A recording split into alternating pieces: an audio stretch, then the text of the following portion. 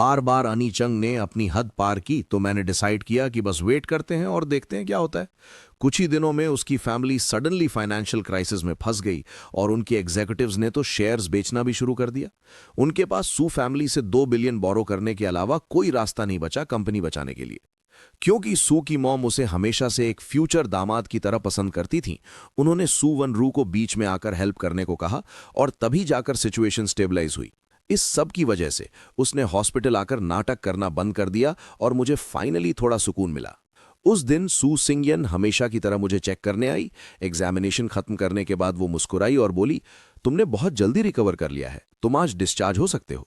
मैंने कामली रिप्लाई किया, ठीक है, मैं समझ गया।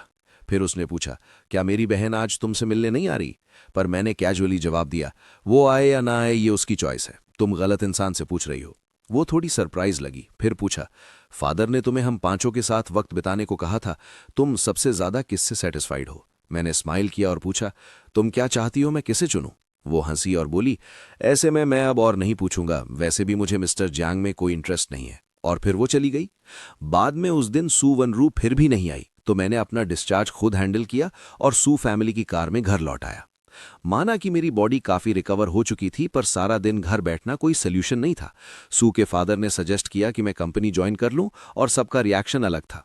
सू स्याओ स्याओ ने इसका स्ट्रांगली ओपोज किया और डिस्डेन के साथ बोली, ये तो बस एक छोटे शहर का लड़का है, ये कंपनी के मैटर्स कैसे हैंडल करेगा? डैड, आप इसे ज्यादा ही ओवर एस्टिमेट कर रहे हैं। मैंने उसे कामली देखा और रिप्लाई किया, फिर भी मैं तुमसे बेहतर काम करूंगा। सू वनरू साइलेंट रही और मुझे ऑब्जर्व करती रही। सू के फादर ने फ्राउन किया और कहा, भले ही वो छोटे शहर से है, तुम्हें उसके बैकग्राउंड का मजाक उड़ाने का कोई हक नहीं है। आज रात तुम्हें डिनर करने की जरूरत नहीं है, अपने कमरे में रहो और रिफ्लेक्ट करो। सू जिनियाओ ने फिर मेरे फेवर में बोला, मुझे लगता है हमें इसे ट्राई करने देना चाहिए, वैसे भी सारा दिन घर बैठना बोरिंग है। एक ब्रीफ पॉज के बाद सू वनरू मान गई और बोली, इसे पहले कंपनी में इंटर्न करने दो, अगर काम नहीं बना तो हम कुछ और अरेंज करेंगे। डिसीजन फाइनल था और भले ही सू सियाओ सियाओ क्लियरली अनहैप्पी थी, उसके पास एक्सेप्ट करने के अलावा कोई ऑप्शन नहीं था। अगली सुबह सू वनरू मुझे कंपनी ले गई, जहां मुझे डिजाइन डिपार्टमेंट में एक रेगुलर एम्प्लॉय की तरह रखा गया। मैंने अपने कलीग्स को स्माइल के साथ ग्रीट किया, पर जैसे ही मैं बैठा, एक आदमी ने फाइल्स का ढेर मेरे डेस्क पर पटका और बोला, ये तुम्हारे टास्क्स हैं, इन्हें 12 बजे से पहले खत्म करो और मुझे ईमेल कर देना। ये मत सोचना कि तुम काम चोरी कर सकते हो क्योंकि किसी ने तुम्हें बैक किया है। वो सडनली सेंटेंस के बीच में रुक गया जब उसने मेरा चेहरा देखा। वो लियू जिए था। मैं थोड़ा मुस्कुराया और बोला, लॉन्ग टाइम नो सी लियू जिए। मैंने मन में सोचा, हम दोनों सेम स्कूल में थे, मगर जिस लड़की को वो लाइक करता था वो मुझे लाइक करती थी। इस वजह से वो मुझे परेशान करता रहता था। अब वो देखने में बदल गया है, पर अंदर से वैसा ही है। उधर वो एक मोमेंट के लिए फ्रीज हो गया था, फिर खुद को संभाला और बोला, मैं तुम्हें वार्न कर रहा हूं, अब मैं तुम्हारा बॉस हूं। अगर तुमने ढंग से काम नहीं किया तो मेरे पास तुम्हें निकालने के बहुत रास्ते हैं। मैंने एक हल्की हंसी दी और रिप्लाई किया, अभी से अपनी पोजीशन का प्रेशर डाल रहे हो तो फिर ये पक्का कर लो कि तुम सच में उस पोजीशन पर टिके रह सको। इस बात ने उसे तुरंत गुस्सा दिला दिया और उसने मेरा मजाक उड़ाते हुए कहा, तुम्हें क्या लगता है तुम कौन हो? ड्रॉप आउट होने के बाद पता नहीं तुम कहाँ थे। शायद तुम्हें किसी अमीर बड़ी उम्र की औरत ने रखा होगा, वरना तुम्हें ये जॉब कैसे मिली? मेरा एक्सप्रेशन कोल्ड हो गया और मैंने कहा, कैप्ट, तुम्हें लगता है मैं किसी के भरोसे पल रहा हूं? वो एक मोमेंट के लिए हेजिटेट हुआ, पर फिर एरोगेंटली बोला, अगर किया है तो लोगों के कहने से क्यों डर रहे हो? मैं थोड़ा उसके करीब झुका और कोल्डली रिप्लाई किया, अगर अंकल सू को पता चला कि उनका फ्यूचर सन इन लॉ एक गिगो बुलाया जा रहा है तो क्या तुम्हें लगता है वो गुस्सा नहीं होंगे? ये सुनकर वो पूरी तरह से शॉक हो गया, क्योंकि उसे फाइनली रियलाइज हुआ कि मैं असलियत में कौन था। फिर से मुझे रियलाइज हुआ कि सू फैमिली से एंगेज्ड इंसान एक्चुअली मैं ही था, वही जियांग ईचन जिसे वो बचपन से नीचा दिखाता आया था। सू फैमिली की पावर के बारे में सोचकर लियू जिए कांपने लगा। मुझे इस पुराने क्लासमेट से डील करने में कोई इंटरेस्ट नहीं था, इसलिए मैंने ऊपर देखने तक की तकलीफ नहीं की और कोल्डली कहा, अच्छा है कि तुम्हें पता चल गया, तुम मेरे काम में डिस्टर्ब कर रहे हो सुपरवाइजर लियू।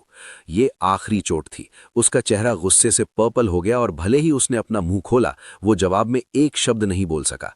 उसने खुद को सीधा किया और कड़वी आवाज में बोला, भले ही तुम्हारी सू फैमिली से एंगेजमेंट हो चुकी हो और उनका बैकिंग हो, मैं तुम्हें बता रहा हूं, जिस किसी के पास एबिलिटी नहीं होगी वो जल्द या देर से कंपनी से निकाल दिया जाएगा। मुझे कोई फर्क नहीं पड़ा और मैंने हल्की स्माइल के साथ रिप्लाई किया, देखते हैं। उसने मेरी तरफ विशियसली देखा और गुस्से में चला गया, क्लियरली मुझसे बदला लेने के बारे में सोच रहा था। सुबह 11 बजे मैंने उसे कंप्लीटेड फाइल्स 1 घंटे पहले भेज दी, पर वो बिना किसी कमेंट्स के तुरंत वापस आ गई, बस 2 ब्लंट वर्ड्स के साथ, रीडू इट। जैसा एक्सपेक्टेड था, वो मेरे लिए चीजें मुश्किल करने की कोशिश कर रहा था।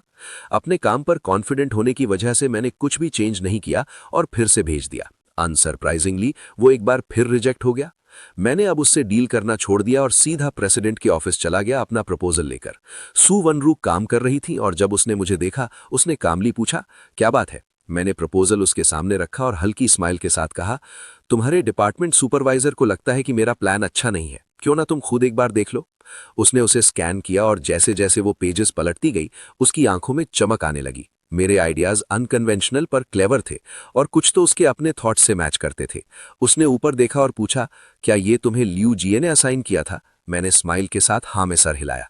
उसने तुरंत अपनी सेक्रेटरी को उसे अंदर बुलाने को कहा। जब लियू जीए ने मुझे वहां देखा, उसने मेरी तरफ एक गुस्से भरी नजर डाली और फिर नर्वसली पूछा, प्रेसिडेंट क्या बात है? उसकी आवाज कोल्ड हो गई जब उसने कहा, ये वो टास्क है जो तुमने एक न्यू कमर को असाइन किया। वो थरथराया और स्टैमर किया, प्रेसिडेंट मैं। उसने उसे बीच में ही काट दिया। इस क्वार्टर का सबसे इंपॉर्टेंट प्रोजेक्ट और तुमने ये एक न्यू कमर को दिया। अपने सबऑर्डिनेट्स को सप्रेस करना, लियू जीए, तुम्हारी हिम्मत कैसे हुई? 2 महीने की सैलरी डिडक्ट की जाती है। वो मुश्किल से ही कभी गुस्सा होती थी, पर इस बार उसकी आवाज की ठंडक ने उसे डर से हिला दिया। वो फ्यूरियस था और चाहता था कि मुझे चीर दे, पर उसकी हिम्मत नहीं हुई कुछ कहने की और उसे बस सहना पड़ा। उसके जाने के बाद उसने फिर मेरी तरफ देखा।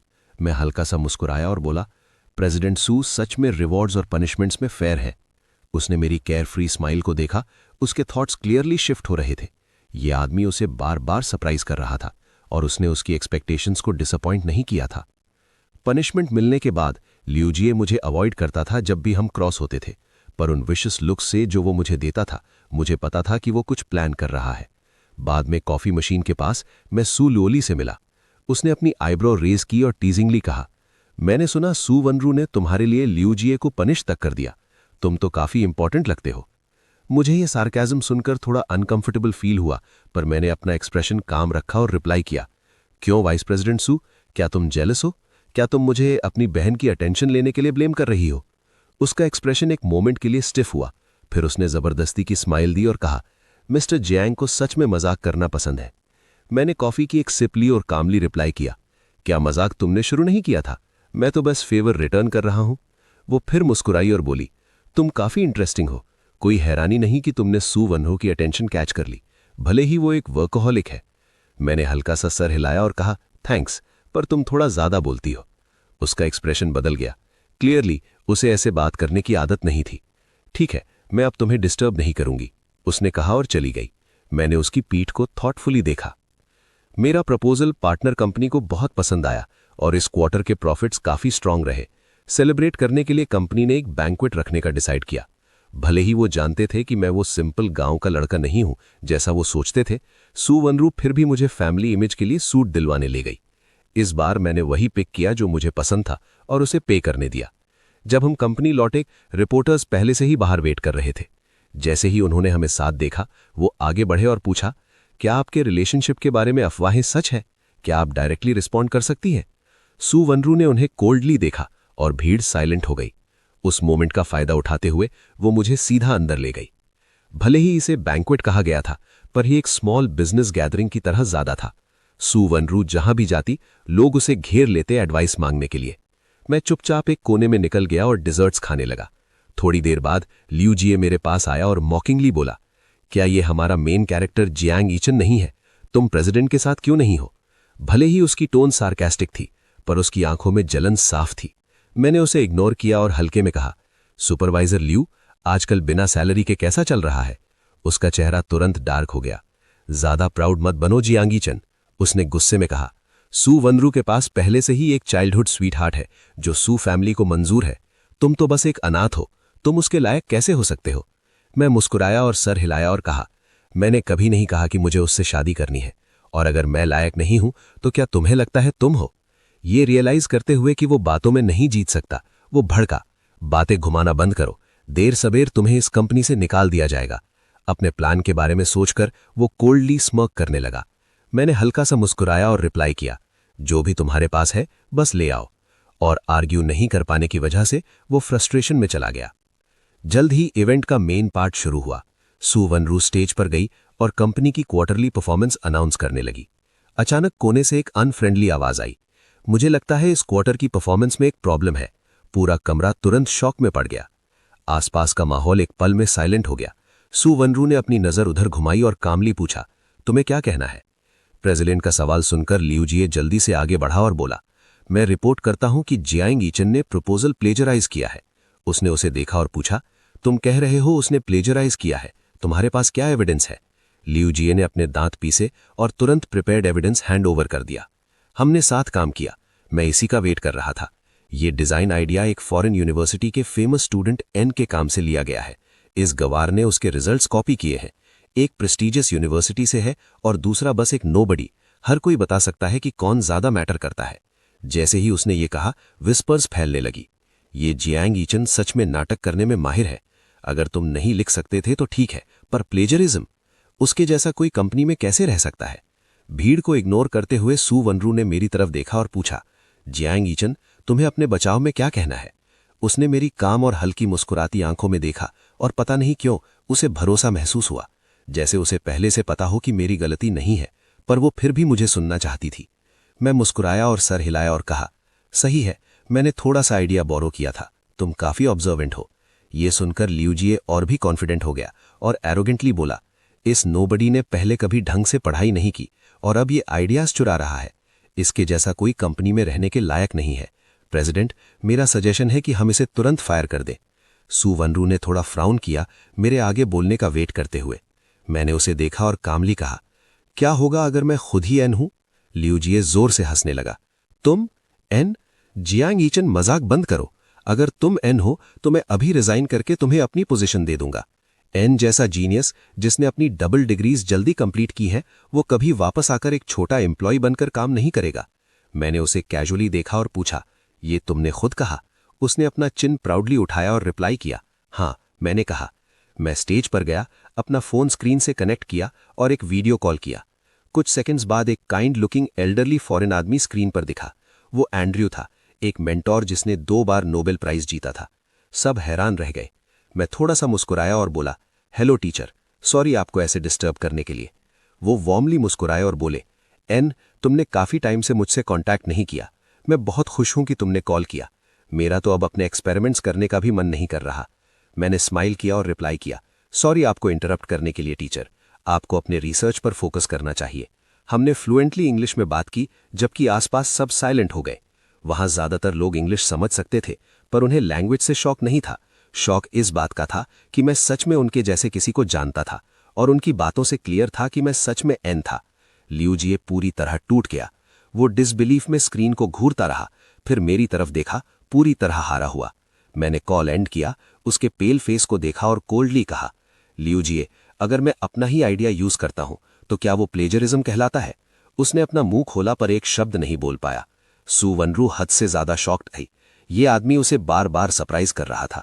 उसने कोल्डली कहा, लियू जिए, आज रात फाइनेंस डिपार्टमेंट जाओ, अपनी सैलरी लो और निकल जाओ।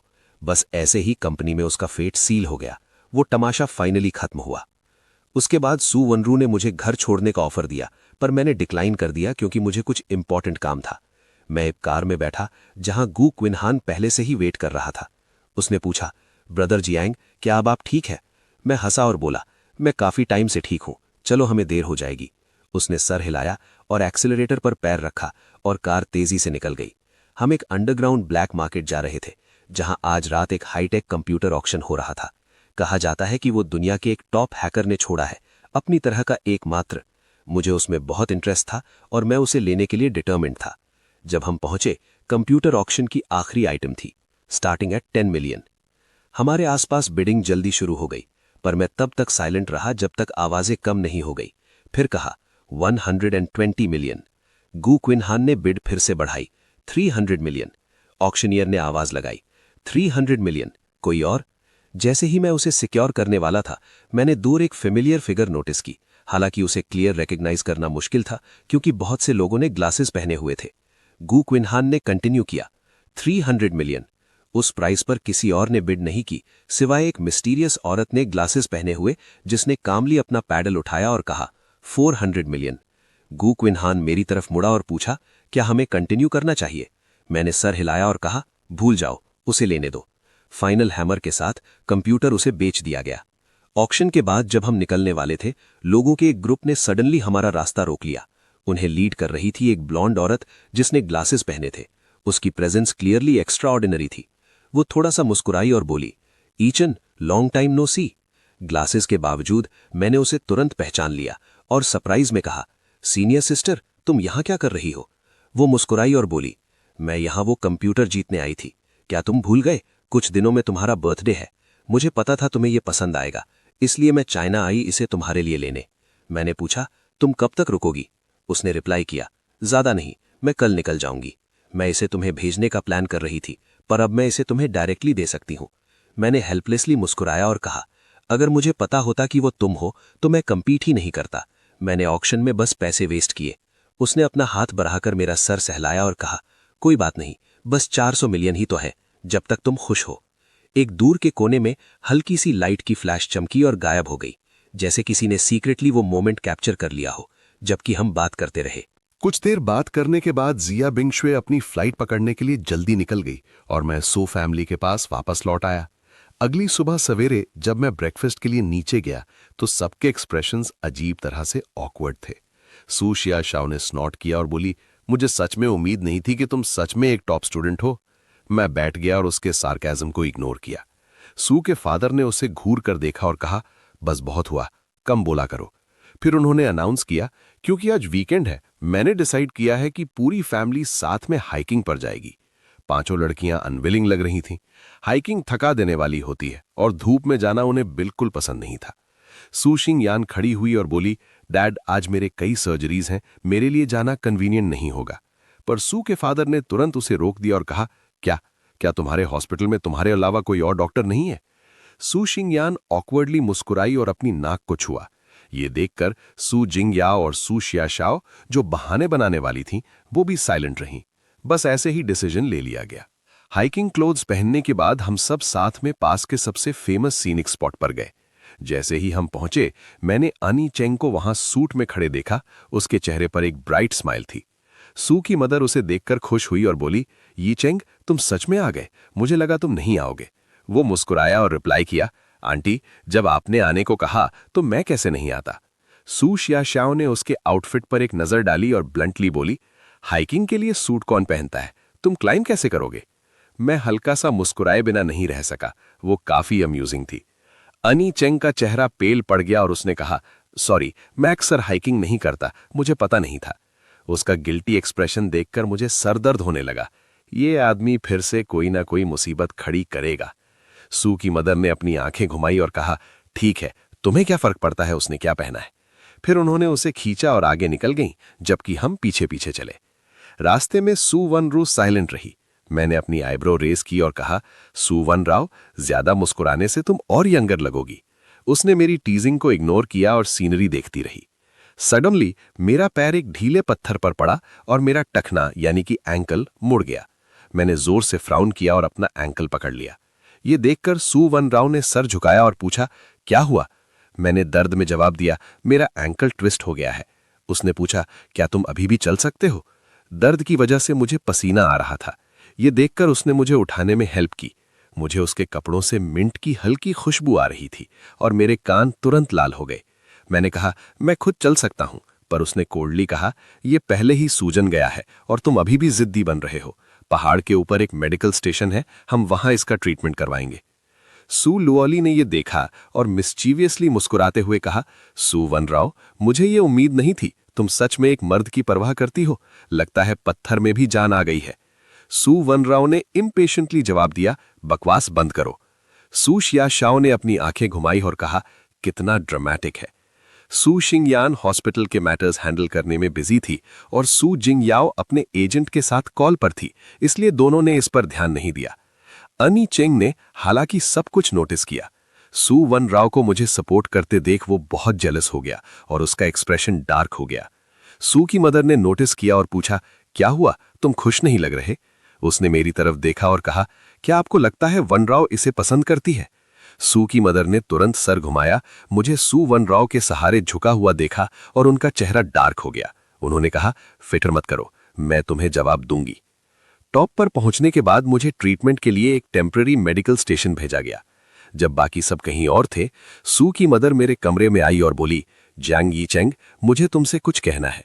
हमारी पिछली छोटी सी मुलाकात के बाद हमने ज्यादा बात नहीं की थी, इसलिए मैं थोड़ा कंफ्यूज था, पर फिर भी स्माइल करके बोला, जी कहिए आंटी। उन्होंने सीरियसली कहा, तुम आजकल वन राव के काफी करीब लग रहे हो। मैं तुरंत समझ गया उनका मतलब क्या था और रिप्लाई किया, नहीं, हमने ज्यादा बात नहीं की है। उन्होंने फर्मली कहा, मैंने ये पहले भी कहा है, मैं चाहती हूं वन राव अनी चेंग से शादी करे। तुम दोनों के बीच जो कुछ भी चल रहा हो, मैं कभी उसके लिए राजी नहीं होंगी। ये क्लियरली एक वार्निंग थी। मैं कामली मुस्कुराया और कहा, फिक्र मत कीजिए आंटी, मेरा वन राव की तरफ ऐसा कोई इरादा नहीं है। ये सुनकर वो रिलैक्स हुई और सेटिस्फैक्शन के साथ मुस्कुराई। फिर उन्होंने ऐड किया, वैसे मेरी बाकी 4 बेटियां भी काफी एक्सीलेंट है, तुम उनमें से किसी एक को चुन सकते हो। जियांग यीचेंग, तुम एक समझदार लड़के हो, तुम्हें पता होना चाहिए कि क्या करना है। उनके जाने के बाद मैंने गू किंग हान को मैसेज किया, मुझे उस स्पेशल मेडिसिनल लिकर की कुछ बॉटल्स भेज दो। उसने रिप्लाई किया, ब्रदर जियांग, आजकल तुम्हारी किस्मत इतनी खराब क्यों चल रही है? मैं स्पीचलेस रह गया। इस बंदे की जुबान सच में काफी तेज थी। जैसे ही मैंने रिप्लाई खत्म किया, सू लुओली ने दरवाजा धकेला और बोली, मिस्टर जियांग, अब बेटर फील कर रहे हैं? वो कैजुअली मेरे पास बैठ गई, जैसे हम काफी फेमिलियर हों। मैंने कामली रिप्लाई किया, सेकंड मिस सू, आप यहां कैसे? वो मुस्कुराई और बोली, मैं बस तुम्हें चेक करने आई थी। उसका एक्सप्रेशन समझना मुश्किल था, आधा सच आधा झूठ। मुझे उस पर बिल्कुल यकीन नहीं था और मैंने कहा, अगर कुछ कहना है तो बस कह दो। वो स्मर्क करके बोली, क्या होगा अगर मैं कहूं कि मैं तुम में इंटरेस्टेड हूं? मैंने अपनी लिप्स ट्विच किए बिना नहीं रह सका। क्या तुम्हें खुद इस पर यकीन है? वो थोड़ा और करीब झुकी, उसकी स्माइल और बढ़ गई और बोली, तुम्हें मुझ पर यकीन नहीं है, इससे मुझे दुख हो रहा है। मैंने उसे देखा और हल्के में कहा, थोड़ी सेल्फ रिस्पेक्ट रखो। वो हंसी और बोली, जियांग यीचेंग, मैं सीरियस हूं। उसी वक्त सू वन राव ने दरवाजा खोला और तुरंत हमारा क्लोज पोस्चर देख लिया। उसका एक्सप्रेशन थोड़ा डार्क हो गया और उसने कहा, क्या मैं किसी चीज में डिस्टर्ब कर रही हूं? सीन सच में थोड़ा ऑकवर्ड था। सू लुओली ने उसका रिएक्शन नोटिस किया और उसे खुशी हुई। उसने कहा, बिल्कुल नहीं, हम दोनों बस यीचेंग से मिलने आए हैं। उसने जानबूझकर मेरा नाम थोड़े इंटीमेट तरीके से लिया, जैसे कि हम काफी क्लोज हों। सू वन राव की नजर कॉम्प्लिकेटेड और मुश्किल लग रही थी। उसने एक लो रिस्पॉन्स दिया और जाने के लिए मुड़ गई, जबकि सू लुओली हल्का सा मुस्कुराई, जियरली उस सिचुएशन से सैटिस्फाइड थी जो उसने क्रिएट की थी। सबका मूड काफी अच्छा लग रहा था। जाते जाते जा बिंग शुए ने तो मुझे अपना ख्याल रखने की याद भी दिलाई, पर वहां मौजूद हर किसी के दिमाग में अपनी ही बातें चल रही थी और माहौल आखिरकार ऑकवर्ड हो ही गया। क्योंकि मैं इंजर्ड था, सू के फादर ने हाथ हिलाया और सबको वापस घर ले गए। मेरे चोट की वजह से मुझे उस हॉस्पिटल भेजा गया जहां सू सिंगयान काम करती थी। पहली बार सू के फादर ने खुद मेरे वार्ड का दरवाजा खटखटाया। मुझे देखते हुए शायद उन्हें अपने पुराने दोस्त की याद आ गई और बोले, ये चेन, अब बेहतर फील कर रहे हो? ये सब उन नालायक बच्चों की वजह से हुआ। उन्होंने तुम्हारा ठीक से ख्याल नहीं रखा और तुम्हें चोट लगने दी। मुझे दिल में एक गर्माहट महसूस हुई और मैंने रिप्लाई किया, अंकल, ये मेरी अपनी गलती थी, मैं केयरफुल नहीं था, इसमें उनका कोई लेना देना नहीं है। उन्होंने मेरा हाथ पकड़ा और सीरियसली कहा, ये चेन, फिक्र मत करो, जो भी तुमसे शादी करेगा मैं उसे सू ग्रुप के 20% शेयर्स और क्योटो में 20 विलास दूंगा। किसी की हिम्मत नहीं होगी तुम्हारे साथ बुरा सलूक करने की। इस वादे को सुनकर मेरा दिल भर आया और मैं काफी मूव्ड महसूस करने लगा। दरवाजे पर सू शिंगयान ने बस नॉक करने के लिए हाथ उठाया ही था, पर यह सुनते ही वो वहीं जम गई। मुझसे शादी करने के इतने फायदे? 5 बहनों के पास सिर्फ 5% शेयर्स थे, पर मुझसे शादी करने का मतलब था 20% मिलना। सू के फादर के जल्दी में निकलने के बाद सू शिंगयान ने अपनी एक्साइटमेंट को बड़ी मुश्किल से दबाया। वो दरवाजे पर खड़ी रही, खुद को शांत करने के लिए एक लंबी सांस ली और फिर अंदर आई। जैसे ही उसने मुझे देखा, उसकी नजर नरम हो गई। वो चलकर आई, धीरे से मेरे एंकल को छुआ और पूछा, क्या अभी भी यहां दर्द हो रहा है? भले ही मुझे पता था कि वो बस मेरी चोट चेक कर रही है, मुझे अजीब तरह से अनकंफर्टेबल फील हुआ। मैंने एक जबरदस्ती की स्माइल दी और कहा, अब काफी बेहतर है, उतना दर्द नहीं है।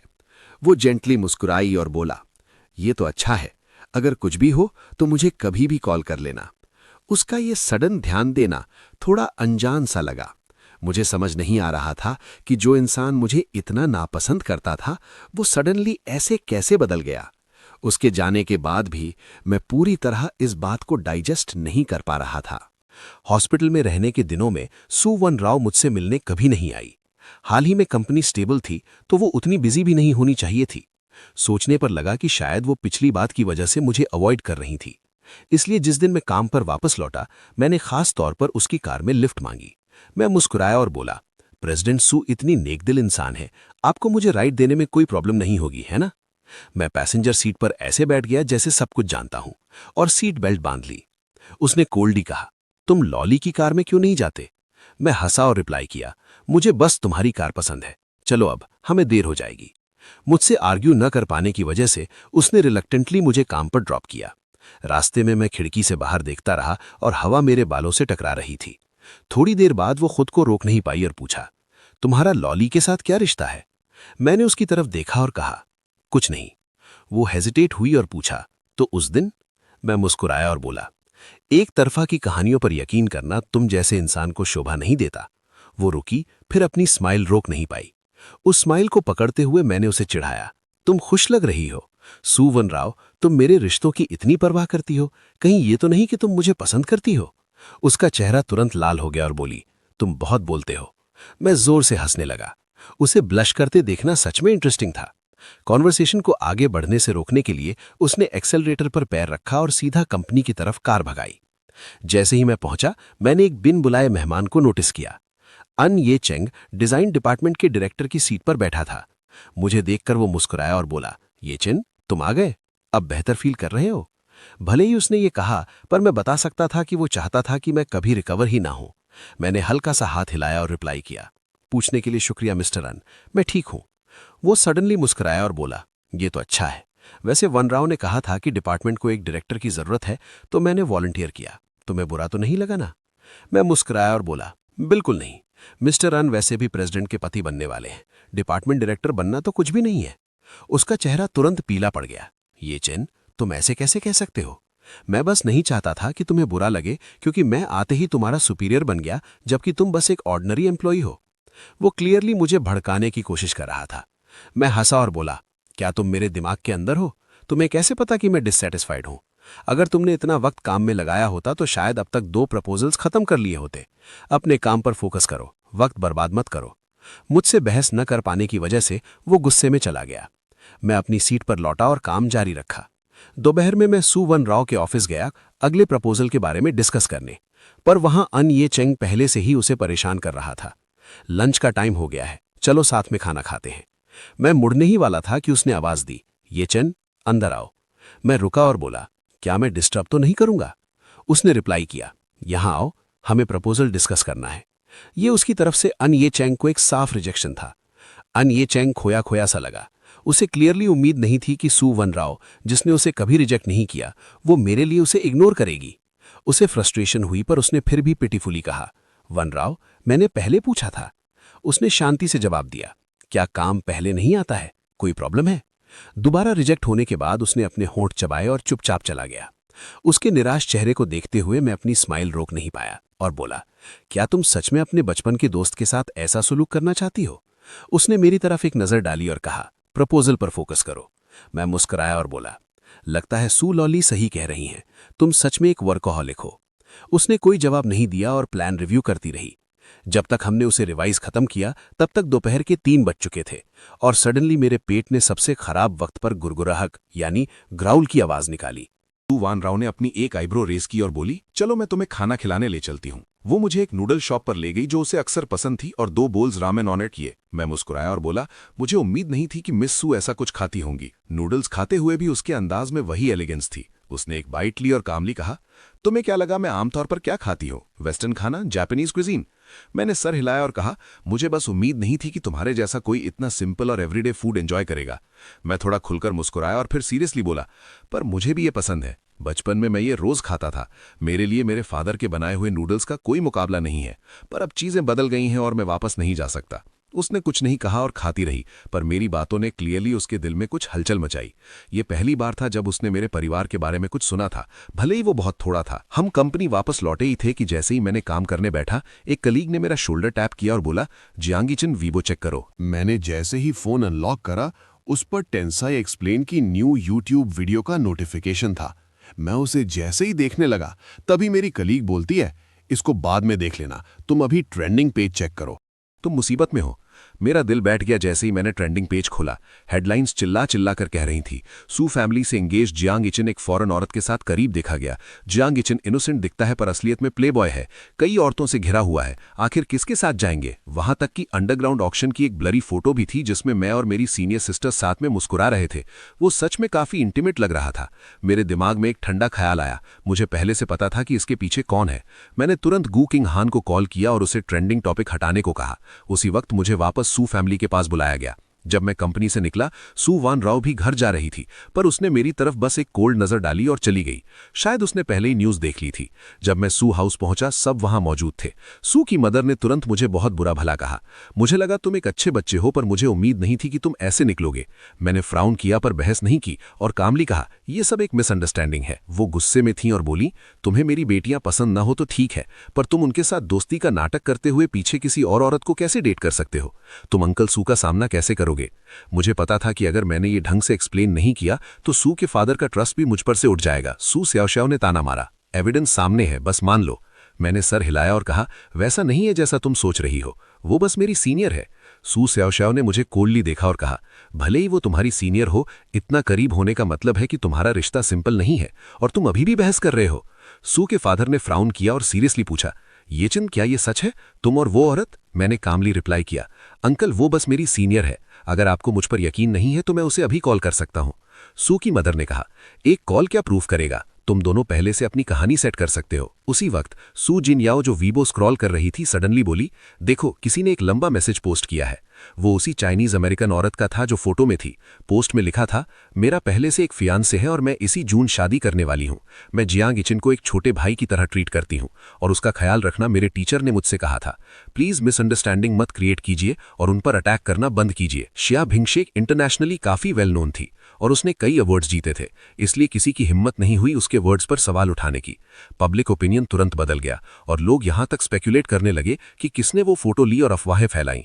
सू की मदर जो अभी तक गुस्से में थी, साइलेंट हो गई।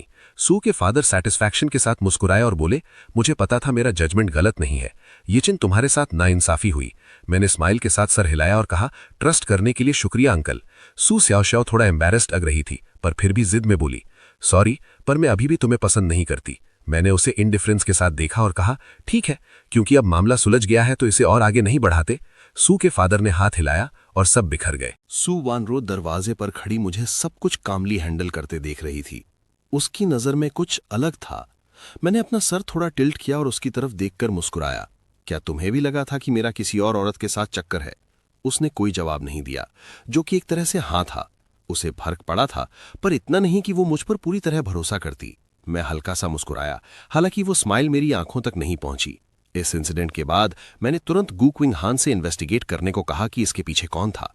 जैसा एक्सपेक्टेड था, आन यीचिंग ने रिपोर्टर्स को रिश्वत दी थी फोटो निकालने और ऑनलाइन पोस्ट करने के लिए।